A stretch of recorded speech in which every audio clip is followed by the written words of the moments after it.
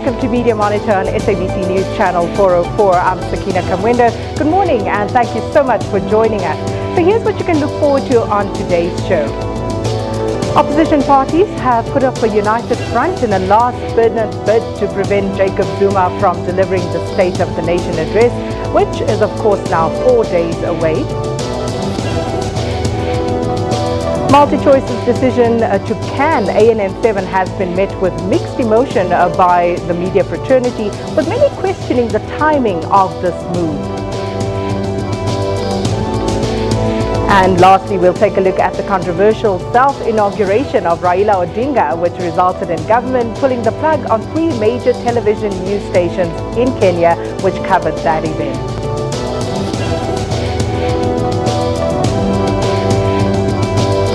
Well, we're pleased to be joined this morning for Media Monitor by SANEF Deputy Chairperson Katie Katapodis.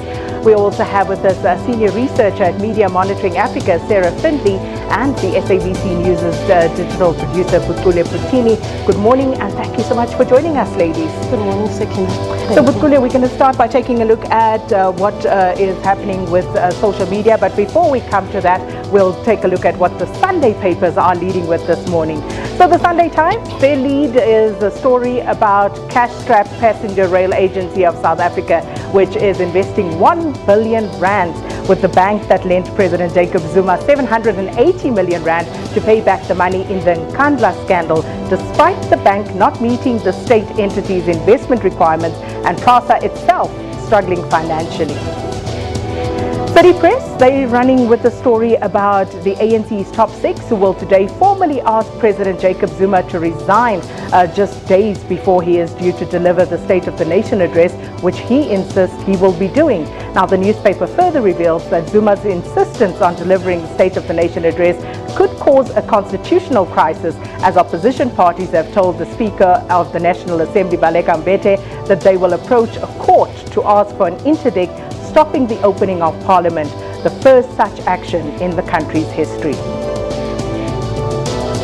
Sunday Independent, they're also leading with the ANC's top 6 and its divisions, and the newly appointed top 6 are widening those divisions as supporters of President Jacob Zuma are resolute that he will deliver the State of the Nation address in Parliament on Thursday, while those supporting ANC President Cyril Ramaphosa, such as ANC Treasurer General Paul Mashatile, are adamant that Zuma must step down to avoid creating 2 centers of power in the country.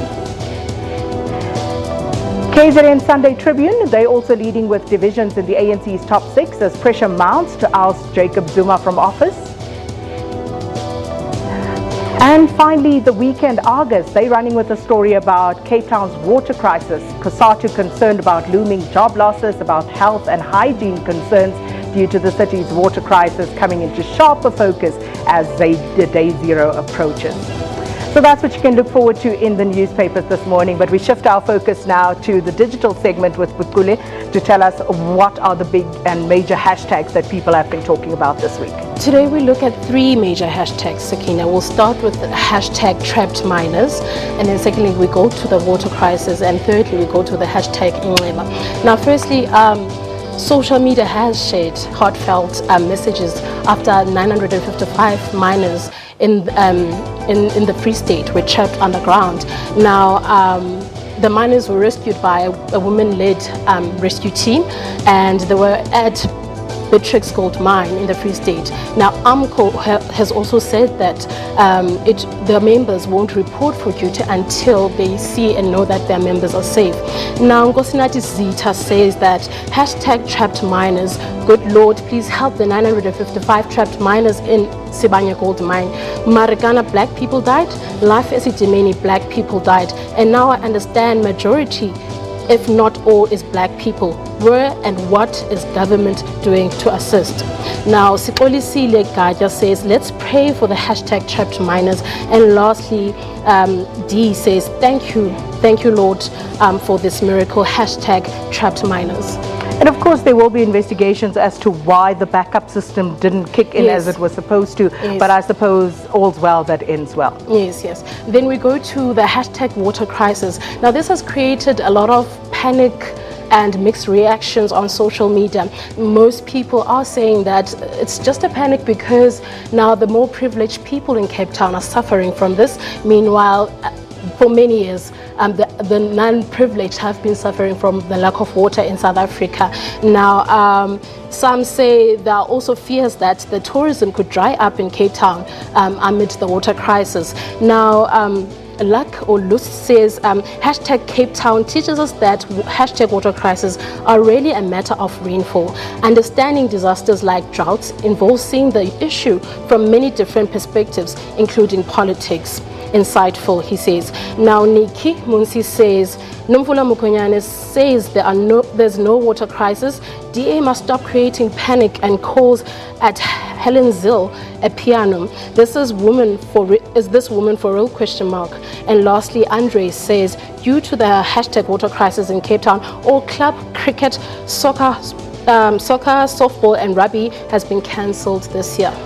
And, just going to Sarah perhaps on this one, quite apart from the racial characterization of this particular crisis, there's also the class dynamic. And it would seem as though inevitably it would be those on the lowest rung of the ladder that would suffer the most. Absolutely. And as was mentioned in the previous set of tweets, it seems that black people are the most affected by these at all times, and now there's so much pressure for the privileged to take their responsibility in dealing with the crisis. But how does Cape Town, the city of Cape Town, Katie, justify that you would not be having any club activities for sport and recreational activity in the city, but all other major sporting events will go ahead as planned? Are they justified in making that sort of call? I read a tweet earlier this week as well, since we're talking social media and digital, by the Premier of the Western Cape, Helen Zille, saying, I think 2 million litres of extra water were going to be brought in for a cycle tour. So my question is, if that's the case and water can be brought in for a big sporting event like that, what is happening when those events are not taking place? And I understand the fine balance that's needed here between not cancelling events, because there are jobs also which we need to consider, and there are possible job losses as well. But if water and 2 million litres of water are able to be brought in for a cycle tour, then why not assist the people of Cape Town, especially those ones who've been suffering for years without water, with this extra water supply? Great question, Katie. And the final hashtag, Sakina, hashtag Ingleba. Now, there's been a whole of controversy surrounding this topic. Stekeniko has cancelled the screening of the movie, which is Ingleba, The Wound, at the Cape Town cinemas. Meanwhile, New Metro postponed screening the film at cinemas in Port Elizabeth, Cape Town on Friday, and withdraw at a complex in East London due to protests by traditional leaders and other people, and threats on social media. Now, the movie deals with a Xhosa initiation school in the Eastern Cape, and it has won like 19 international awards and was also in the running for an Oscar award, but it missed the nomination. So Stubborn Zulu says, hashtag Ingleba is highlighting how our academic institutions lack relevance. Social sciences and philosophy schools should be engaging with these on a daily, but instead they're unpacking Socrates and why Christianity exists.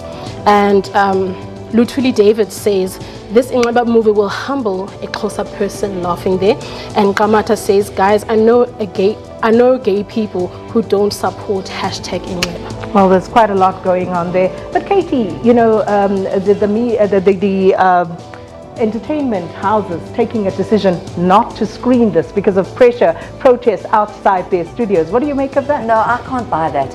I don't think that's a valid argument at all. I'm the kind of person on a very personal level, if you tell me not to watch something, I'm going to watch it. So in the next week, I'm going to make sure that I find a movie house that is screening in Kleiber, and I'm going to watch it because I think it's important. We might not agree with something, we might not like the content, but I think we need to agree as a society that we need to allow it still to be screened, and protect the right of the movie makers, the actors and the movie houses to screen a movie like this. And of course it speaks to sacred spaces, no-go areas, Sarah.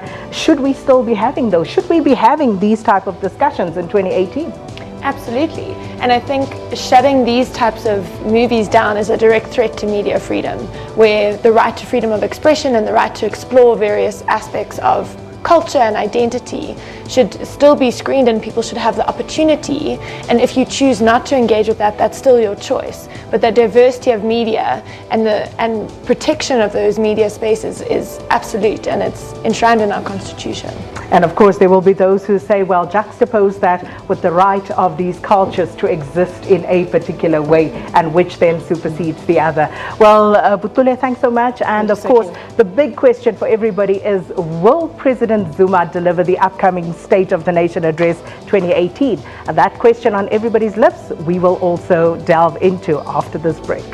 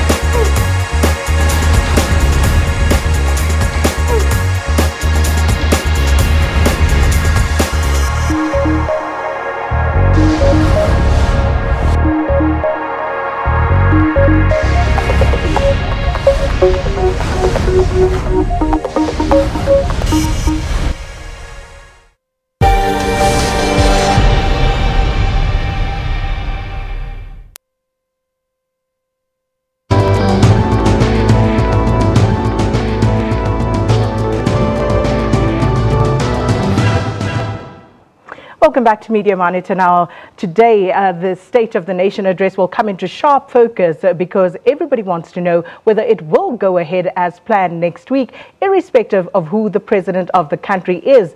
And this was said by Parliament's presiding officers that it will go ahead regardless on Thursday. This comes amid a week of uncertainty over President Jacob Zuma as voices continue to grow ever louder for him to step down.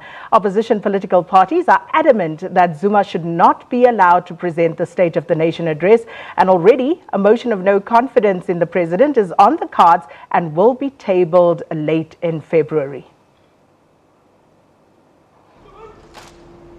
The State of the Nation Address is arguably the biggest day on Parliament's calendar, and the presiding officers say everything's on track for the 2018 edition.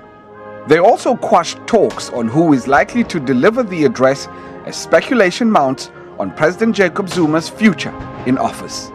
We have absolutely no intention as presiding officers to approach any president to say you must not come and give the State of the Nation. Remember that for us, it is a president or the president that writes to us.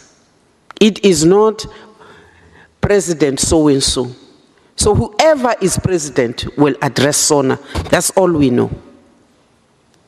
The presiding officers also confirmed letters received from the DA and the EFF. The DA wants SONA postponed, while the EFF requested a debate on a motion of no confidence in President Zuma before the event. Two unlikely scenarios, according to the Deputy Speaker. What persuasive argument exists now? I can't hear it, given the things we've just laid out before you, the preparations that have already done, and so on and so on. And then, in addition to the State of the Nation, have a special sitting? No.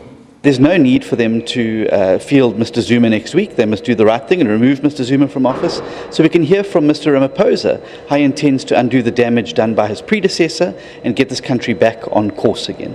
As the Commander-in-Chief rightly said in the letter to the Speaker, if they do not, the consequences are that we'll have to raise all these issues at the State of the Nation Address, because we're committed to making it very clear that Zuma is an abnormal president. The State of the Nation address will be broadcast live on SABC News platforms next week, Thursday. Lukhanyo Khalada, SABC News, Parliament. So, well, let's try and answer some of these questions with our guest this morning. Katie Kiripotis, let me start with you. Is this much ado about nothing? Is this a question of the State of the Nation address will be delivered? And does it really matter as to whether Jacob Zuma is the one delivering the address? Well, I think it certainly matters to opposition parties, Sakina. And we just heard Mbuyiseni Ndlozi there saying we'll certainly, at some point we've heard them say he's a delinquent, constitutional delinquent. So the question is, they're going to make it clear to him, as we heard in that clip. How are they going to make it clear? We've had 2 State of the Nation addresses the past 2 years or so that have been tumultuous. There's been high drama in the chamber. We've seen cops, are they cops, undercover cops in the white shirts come in, force parliamentarians out of the House. So it's been absolute chaos in the past 2 years. The question now is, what is that going to look like this year? I don't think neither the EFF nor the DA are going to take it lying down if President Jacob Zuma is in fact the one to deliver the State of the Nation address. So what does that mean? Does that mean that we might not have the State of the Nation address delivered on Thursday? I don't think so. I think the State of the Nation address will go ahead, but I think we're in for more drama, and I think security will be tightened as per normal, in fact more so this time, and I just think there's going to be a lot of tension this year, more so perhaps than ever, because this is their final chance, if you think about it, to really make the point and drive the point home that they don't believe that President Jacob Zuma is a legitimate leader. Well, Cyril Ramaphosa and the ANC have been, under pressure since Nasrec in December 2017, because it has been pointed out to them time and time again that Zuma is yesterday's man and that it serves nobody's interest, least of all the ANC's, for him to be the one to deliver the State of the Nation address. But why shouldn't Jacob Zuma deliver the State of the Nation address if he is still the president? Well, and I think that's one of the biggest questions at the moment, is that there's so little clarity in terms of going forward on the Zuma versus Ramaphosa issue. Nobody knows how to deal with this. And in the past, we've seen Zuma use this gap to take leadership position himself. And I think the media are partly to blame, as there's so little clarity and they are not filling in those gaps. But ANC leadership is also problematic. The mixed messages that we are getting from the top 6 leaves everybody confused and befuddled. And where do we go from here? Well, speaking of the media, Katie, is this just not media hype? Because as we sit here right now, Jacob Zuma is the president of South Africa. Correct. There's nothing ambiguous about that. So why are we even talking about him possibly not delivering the State of the Nation address? Because as we sit right here, yes, technically he is the president of South Africa, but we know, Sakina, that there are many, many layers to this. So as we sit here and speak, we also know that the top 6 is meeting with him today. They're meeting with him in an attempt to try and get him to step down in some way. We read Sunday newspaper reports to say that the newly elected Secretary General of the ANC, Ace Magashule, has been severely reprimanded for some of his comments this week around Cyril Ramaphosa versus Jacob Zuma. So there are a lot of issues at play. It's not as simple or as cut and dry as this is the president of the country. Not at all. There is a power play happening within the ANC. There is a power play within the top 6 specifically. And I think our role as the media is to try to analyze it for our audiences, try to explain to them what this means exactly, that there is this pressure within the top 6, and hopefully give as factual as possible details as they unfold. Sometimes it's difficult because it's all behind closed doors and sources are telling you things from inside those closed doors, but I really think it's really complicated at the moment. But how well or poorly has the media performed in this task, Sarah? Because if you take President Jacob Zuma, for example, has he been given a fair hearing by the media? Has there been sufficient reflection on him as president, his role, and what he may have to say or contribute during this time? So I think the mixed messages that we're getting from the top 6 is definitely a contributing factor to the confusion. But the media are also partly to blame for running stories that are so obviously placed and positioned. And these stories, so for example, the Cyril Ramaphosa, being supported by Thabo Mbeki. That story was run, there were very few sources, there was very little information, and that was run over several publications. And the Thabo Mbeki Foundation then came back and said, no, this is all not true, this is not what's happening. Was there a retraction by those publications? So not yet. But so this adds once again to the confusion where everybody's giving different analyses and giving different perspectives, and then the media are not interrogating those stories as importantly and as sufficiently as they should be. So that undermines the credibility of the media, which means people are trusting what's being put out there less, which is already confusing. So it's all a bit of a nightmare, really.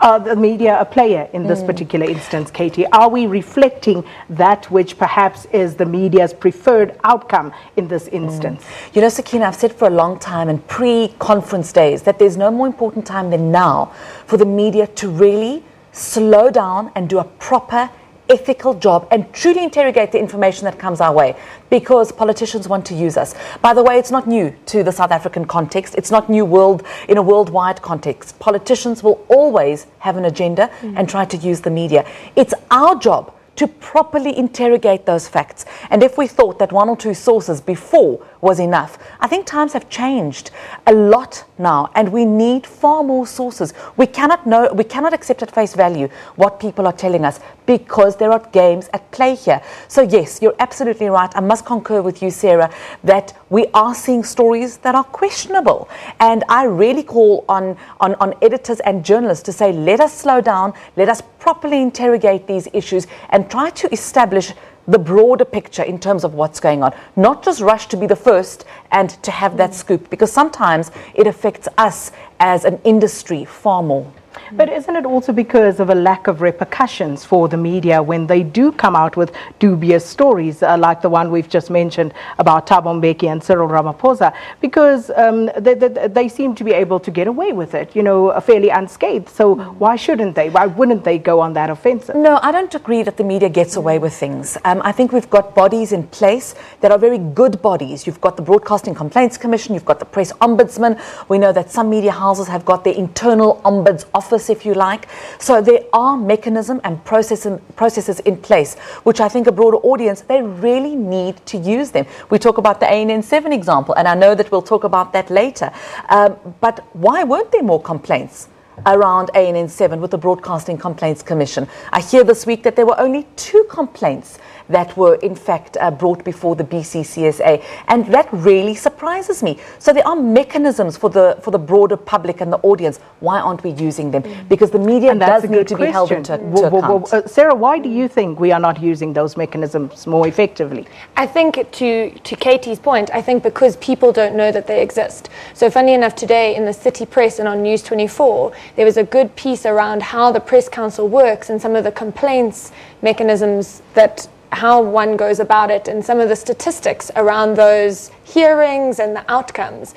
And I think it's just because people don't know that there's this option, and this is how, if there's a story that is missing certain types of information or in which you've been defamed or various things, you can approach the Press Council and they will take it from there. But people don't know that that's an option for them. And so I think people feel like they don't know how to handle a certain situation, but there are accountability mechanisms. But it's just about showing people that how to go about lodging these kinds of complaints. So just to wrap up the State of the Nation address and who will be delivering that, Katie, how do you think we can best move forward from where we find ourselves right now?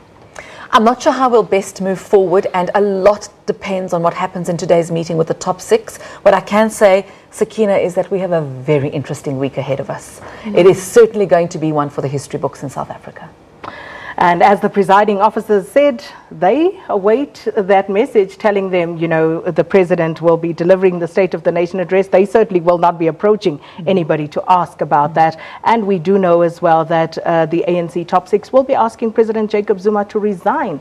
Whether he actually agrees to that or not remains to be seen. Sarah, your final thought on that? I think it's also interesting to see how the opposition have come together with such a strong, unified voice on this. And it's not just the DA and the EFF. Some of the other players have also added their voice and said, we want Zuma to resign and we won't accept him giving the speech on Thursday, which I think is also an interesting. The ANC is so divided and opposition have come together so formally and so unified. It's quite an interesting comparison. Well, and of course, as Katie says, it's going to be a very interesting week in this regard. But when we come back from the break, we want to know, is multi-choice infringing on media freedom? As we unpack that and more after this.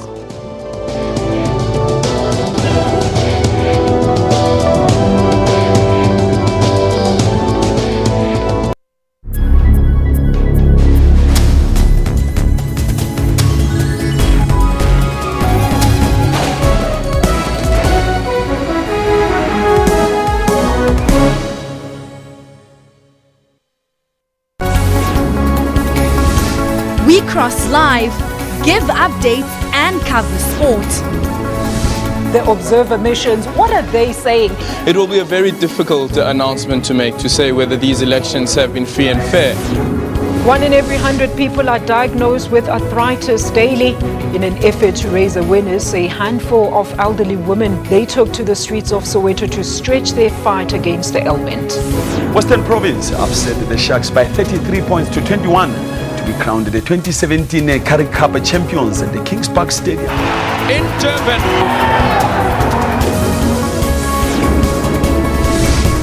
On time with weather every hour, all the time.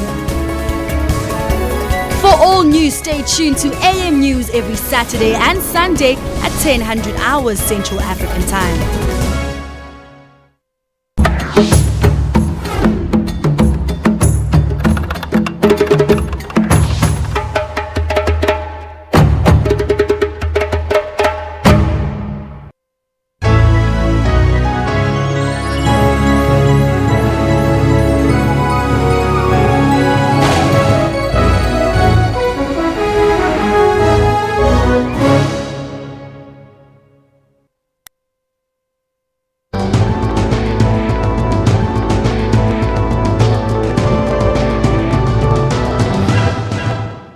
Well, thank you so much for watching Media Monitor. Now, panic has set in at ANN7 News Channel following pay TV company MultiChoice's announcement that they won't be renewing their contract with the Gupta Ling 24-hour news channel at the end of August. Now, although MultiChoice admitted to making mistakes in the relationship with ANN7, an internal probe found no evidence of corrupt practices.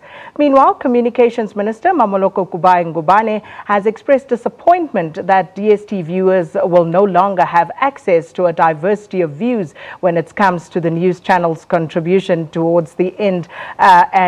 She said that government will not get involved in contractual matters between two private parties. In a statement, Communications Minister says government is pleased with MultiChoice's decision to look for a new black-owned news channel as a replacement for ANN7. The minister shares the view of the South African National Editors Forum that diversity of media ownership brings different perspectives of society. SANEF says MultiChoice's decision needs to be interrogated further regarding its impact on media freedom and diversity. We are hoping that this decision was not based on any political considerations, because media freedom has to be sacrosanct. It has to be protected from any political interest or business interests. ICASA also has similar concerns. We want to believe that out of this exercise, we will not have a situation where now we have fewer players, or we don't have, those who have been historically disadvantaged owning or playing significantly in the space. Communications Workers Union says if MultiChoice was genuine in their reasons for cutting ties with ANN7, they would also remove SABC from their platform. The union accuses MultiChoice of doing as it pleases because it monopolizes the pay TV space. It shows you that they are playing to the political gallery, and this is something that we should not hold back, but to fight head on a MultiChoice on that. But the second part is that jobs must be defended. So if we fail in talks, obviously this matter must be taken to the streets. CWU says it will request a meeting with MultiChoice to try and find ways to protect the jobs of workers at ANN7. Gloria Safakomusi, SABC News, Johannesburg. Well, getting back to this discussion, I must just indicate right at the offset that we took the effort to invite both ANN7's Zwanele Manyi and MultiChoice CEO Calvo Mawela to the show, but they both declined. But getting back to the matter at hand, Sarah, firstly, so MultiChoice is saying they made mistakes. But there's no corruption. But they also will not share the report with us of that internal investigation that was conducted. Sounds very much like Steinhoff, I must say, but what are we supposed to make of all of this? Well, I think that's the biggest issue, is that they say mistakes have been made, but there's no clarity on what those mistakes were. And when that kind of gap opens up, speculation is rife, and the public are just led to fill in those kind of gaps. And so we are calling on those reports to be released so that we can understand a bit better what those mistakes were and how we can move forward on it. Well, MultiChoice, Katie, citing commercial sensitivity, we've heard that term before, and they're saying this is why they cannot share the results of that internal investigation with us. So you cite internal sensitivities and you can't share a report, yet you take the dramatic step of announcing very publicly, I may add, that a contractor and a broadcaster's contract is not going to be renewed come August. So I do think that the statement needs to be far further interrogated so we can understand exactly what's going on here, because the reality is that MultiChoice has got a monopoly in this area. They have an absolute monopoly and they can't be judge and jury. So if it is about ANN7's content, well, that makes it even more problematic actually, because they can't decide as the host of ANN7 on their platform just not to renew ANN7's contract. I think there need to be processes in play. I think the BCCSA needs to come into it. I think ICASA needs to come into it as well. I think MultiChoice has a lot still to answer for. But have we held them accountable as best as we possibly could, even as the media? Because MultiChoice seem to have gotten away, you know, again, fairly unscathed from all of this, because there's a lot of focus on ANN7 and what ANN7 has done, but not so much on MultiChoice, because as we speak, we're still trying to find out what's going on here. And I think 2017 was an excellent year to see how big multinationals and corporates are being identified as having not such great practices, and now MultiChoice is just one more, and now we need to take it forward and say what steps are being taken now. So you're taking ANN7 off the air, but what accountability mechanisms are you putting in place? What clear steps are you doing to show that this will not happen again, whatever those mistakes were, and how can we as the public hold you accountable in the future? Going back to what you said earlier, Katie, about due diligence and the reasons, if you're not going to tell us what actually went wrong, how are we then supposed to trust that you are in fact taking ANN7 off for valid reasons? Absolutely right. And to add on to the previous point about is MultiChoice getting away scot-free, I don't think so, and certainly a lot more needs to be done. But let's think about how the story first broke. It was a news organization within that NASPAS stable, News 24, that actually broke the story. And I think it's very commendable, because they are part of the same body essentially and part of the same parent company. And if that organization, if that newsroom can ask these very serious questions, I think many others have followed suit. So I don't think they've gone or got away with it unscathed, but there is a lot more still to be done, and there are a lot more questions. As SANEF, we are hoping to meet with them this week. In fact, we will be meeting with them in the next few days to try to get to the bottom and understand exactly what's happened. Let me qualify why I say I think they got off pretty lightly in the media space, because this goes back to 2013. And even then, there were some flags that were raised about what was going on in this deal between MultiChoice and putting ANN7 onto their bouquet and paying them. They had indicated they would be paying them 50 million rand for putting them on. And at the time, it was already flagged, Katie, that they usually do not pay news channels for broadcasting on their bouquet. So why was this payment being made to ANN7 to begin with? And Imtiaz Patel, several occasions has been quoted as saying, actually, we don't pay for this, but yet you were going to pay ANN7. And then we also know what happened with successive ministers of communication, Yunus Karim and the Koos Becker story and what happened there. And just to name but two incidents as to why I say I think that they have got off fairly lightly in the media. Why wasn't there greater interrogation of multi-choice's implicity in what was going on? If we go back that far, I absolutely agree with you, Sakina. We certainly need more answers. We need more answers to understand the role of the minister then. We need answers to understand Imtiaz Patel's role. That, I think, has not been understood at all. And in fact, in the press conference this week, MultiChoice was at great pains to say he did absolutely nothing wrong. Well, let's see that investigation to actually find out exactly what the details are. Absolutely. He should be put under the same magnifying glass as we would put the Guptas, as we would put Saudi Mutsuneng or the SABC. The same should be done for MultiChoice. And seemingly that has not been done, and the media has to take responsibility for that. Indeed, and I think that's, so ICASA released a press statement last week saying that they are conducting a full investigation because the DA laid a complaint in November last year, and full investigation into MultiChoice and ANN7, and let's not forget MultiChoice and the SABC. And so ICASA's inquiry will be very telling in terms of what actually happened and how things have played out.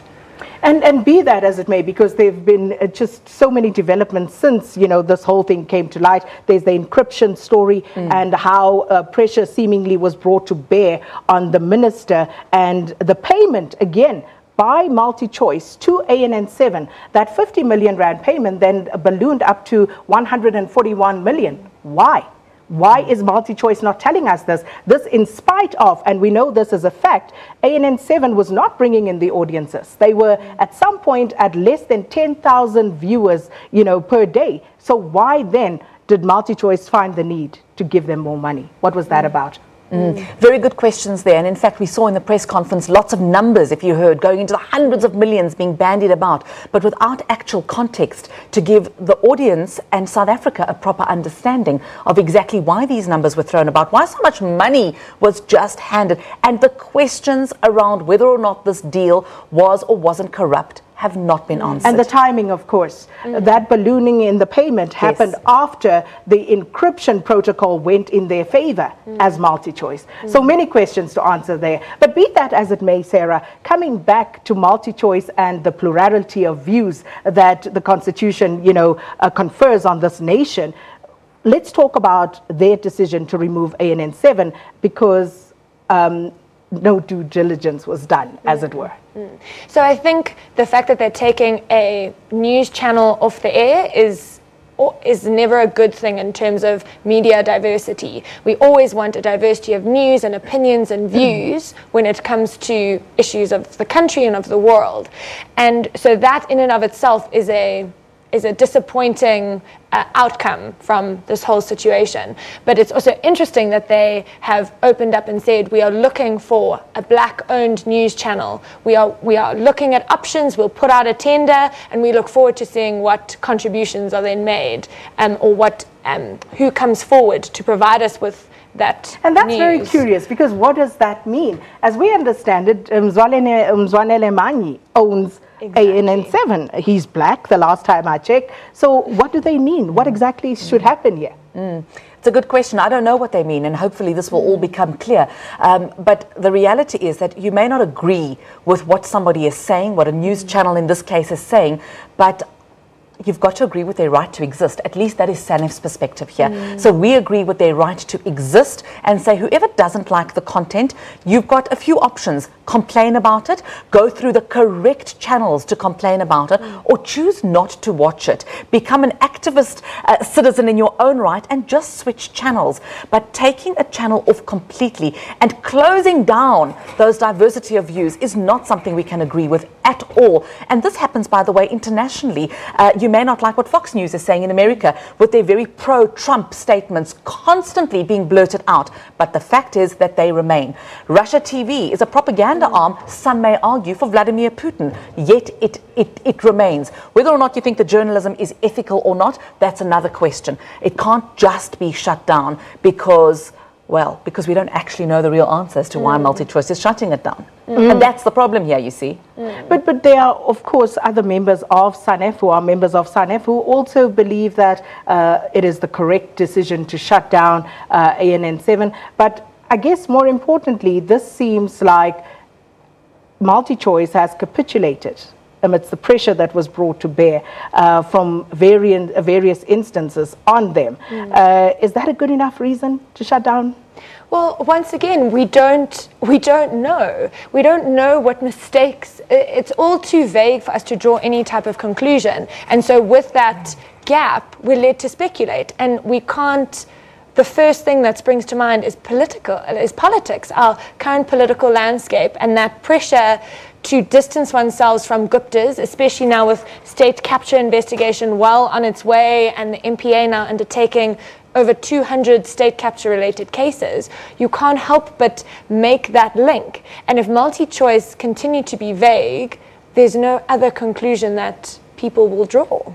And one would have hoped that they would have at the very least told us about the money and why the various sums of monies were paid, and again the timing of these monies being paid, who it's being paid to, and not forgetting, of course, once again the Gupta leaks, speaking about the political implications here. And in those Gupta leaks we saw the communication between Faith Mutambi, should I just put allege there, the communication between Faith Mutambi and one of the people dubbed as a Gupta lieutenant, where they were talking about how her job description, her role as minister should then be amended in order to bring certain powers into her purview, such that she could take the sort of decision that was taken that favored multi-choice, Katie. I think these are all valid questions, Sakina, and very good questions which need to be directed towards the Communications Ministry, towards multi-choice, towards ANN7 themselves. So we can sit here, and the truth is that we can talk at length about what we think may or may not have happened and what we think they should and what they shouldn't do, but ultimately we need to, as the media, hold them accountable. So I certainly know that in many newsrooms across South Africa, this is going to be the discussion this week. How are we going to take the story forward? How are we going to hold them accountable? Because it's very important that they do answer these questions. They are the ones, ultimately the only ones, who can answer properly. And again, multi-choice can withhold their information because they can claim to be a private entity to a certain degree. However, PricewaterhouseCoopers, that report by the Department of Communications, why haven't we seen that? Absolutely right. Well, and as you can hear, much more still to come on that front, and we want to know, we do want the answers, and hopefully we will have more of those sometime this week. And when we come back, we will look at 3 major TV stations that were shut down in Kenya this week, and this, of course, despite a High Court order which suspended the switch off by the Kenyan government. The government pulled the plug on KTN, NTV and Citizen TV, and this was for broadcasting live opposition leader Raila Odinga's mock inauguration. More of this after the break.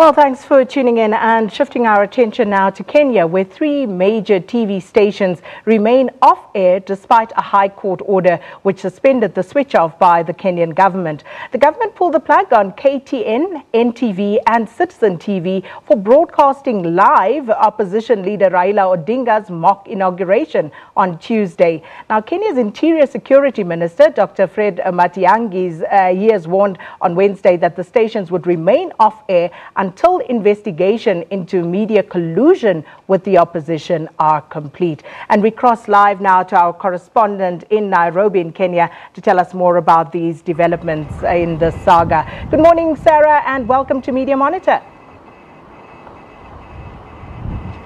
Good morning, Sakina, and thank you for having me. Sarah, first off, if you could just describe to us the situation on the ground today. You know, there are, of course, fears that this crackdown could actually allow the country to slip back into a situation that we saw previously in Kenya that led to ethnic bloodshed.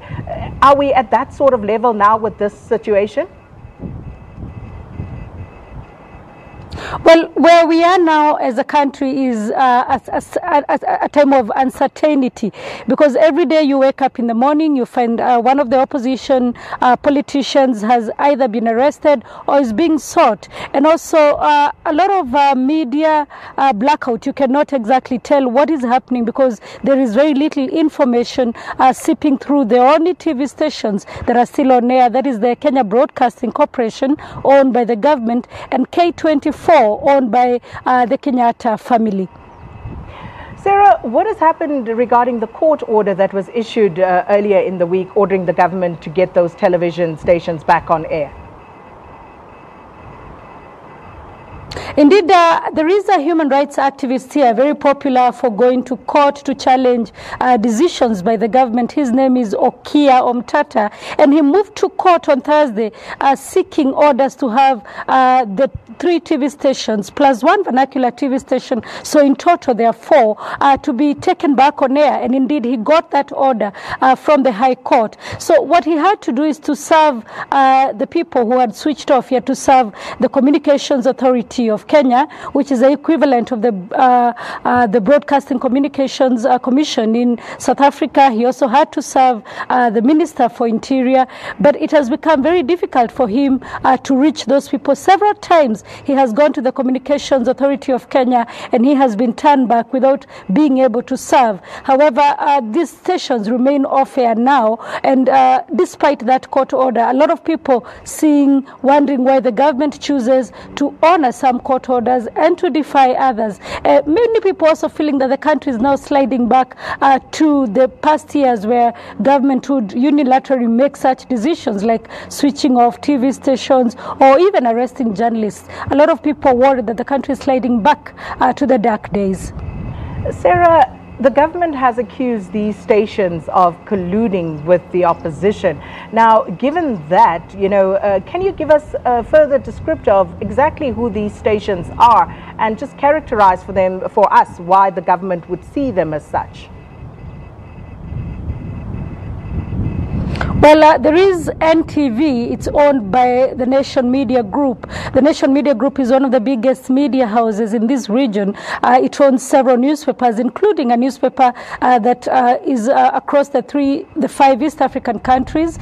Now, NTV, one of the reasons why it may have been targeted, the chairman of the Kenya Editors Guild, Linus Kaikai, Editors Guild is the same as SANEF in South Africa, attended a meeting together with other editors, which was hosted by state officials. And in that meeting, they were warned expressly that they should not cover events of Tuesday, where Raila Odinga was due to be sworn in as the people's president. But instead of, keeping quiet and probably just letting it pass, Kaikai released a statement indicating that the government was planning to gag the media and to revoke licenses of TV stations that carry Odinga's event live. However, a division immediately emerged in the media circles when the vice chairman of Kaikai, Samuel Maina, who works for the Kenya Broadcasting Corporation, said that those were lies and that no such meeting happened and no such issues were raised. And so that could be the reason that that the NTV has been switched off. There is KTN,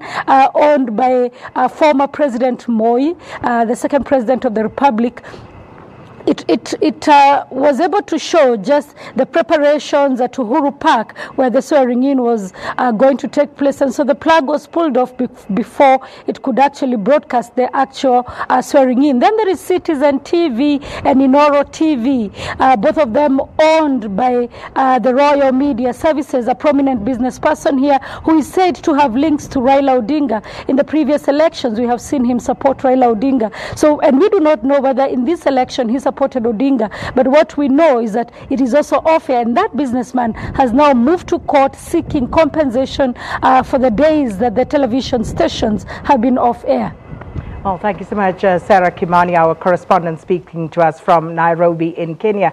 And just turning to Sarah and Katie here in studio, a very worrying situation, of course. Katie, Linus Kaikai, someone whom you would know very well as well. And just looking at what's happening in Kenya, what's SANEF's position on this? Yeah, this is very worrying indeed, Sakina. SANEF's position is one, always a media freedom, to say that these stations should without delay be put back on air. The fact that they covered an opposition a party's mock inauguration is not any means to take them off air at all. This is a draconian step and really needs to be condemned in the strongest possible way.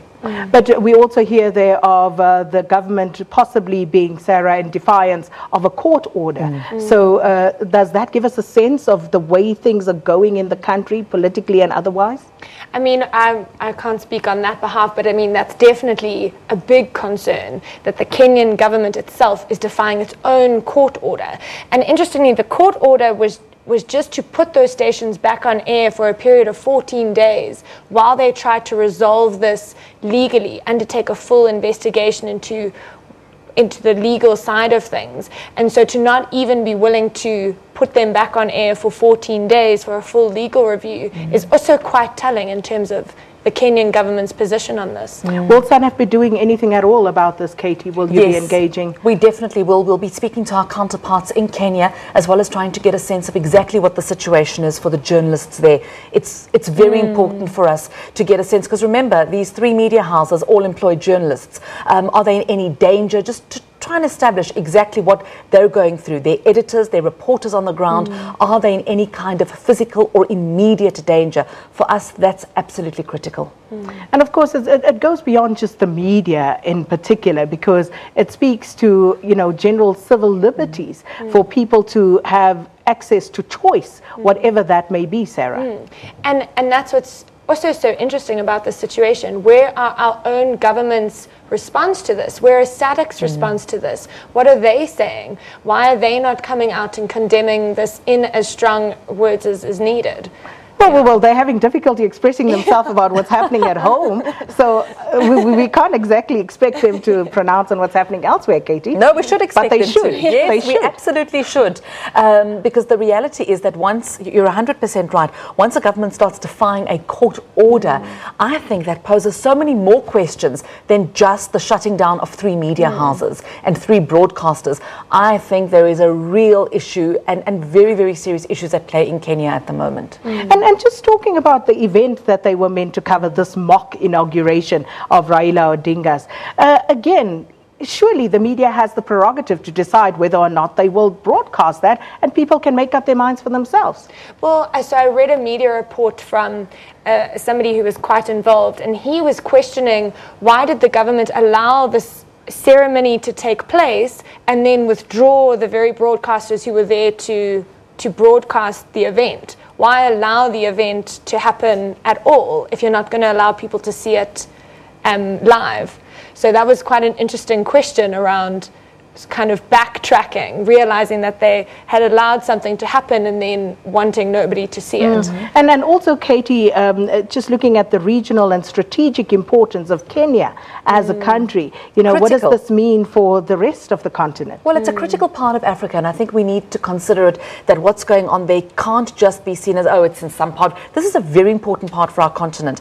What we also have to understand, though, Sakina, is that the media reflects what's happening in society. We hold a mirror up to events that take place around us. So if an opposition leader holds a mock inauguration, we're going to cover it. It doesn't speak to whether or not you agree to it. It just means you're covering that event. And sometimes we choose to forget that that's actually the role of the media in the country. And when I say we, I mean authorities and the powers that be.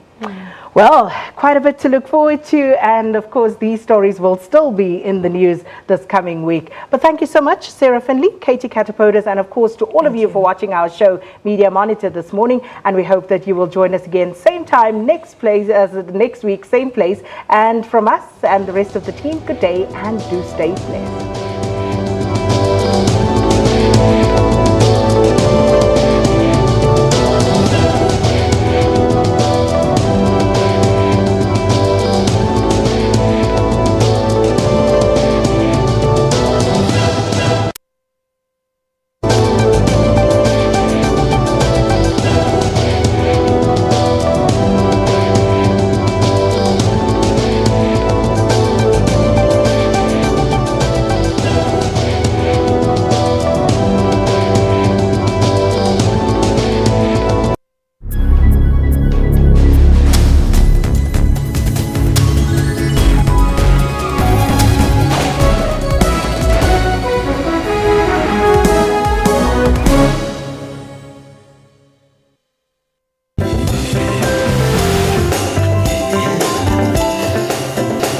Good morning to you, and thank you so much indeed for choosing Morning Live. But I want to know the basic thing.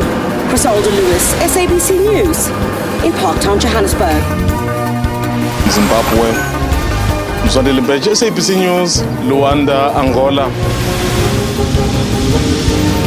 Let's take a look at your market indicators.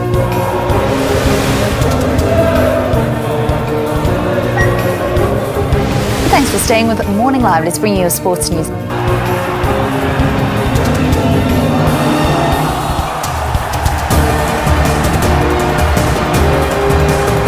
Let's take a look at your satellite image.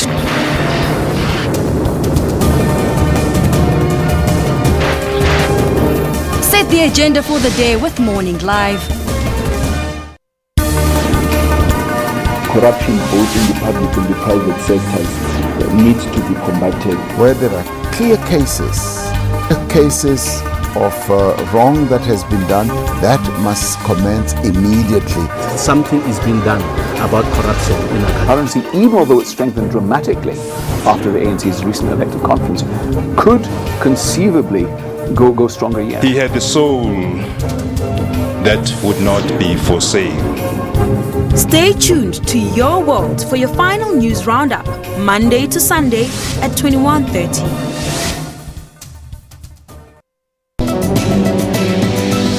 Well, today we discuss the general practitioner or GP. So the quality of the doctors coming through our medical schools is excellent. Your GP is your family doctor. Your GP is your first point of care. Who determines how much a consultation fee should be? We set up networks of general practitioners, and one of the conditions of the network was to agree to charge a certain fee. Specialists are specialists. We can't take away their role. We can't take away what they do for each patient in their disease entity. Our specialist colleagues as well don't appreciate patients coming straight off the street, as it were, to see them. They're highly trained. For health tips that will help you to adopt healthy living, catch Health Talk every Saturday from 9 to 10.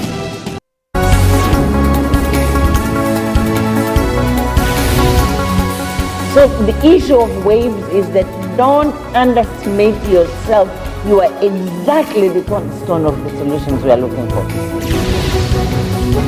To go and intervene and make sure that people respect the Constitution. Now, if drug dealers are paying political leaders, then you will never get rid of that problem. We need to see detail that we will not see further bailouts.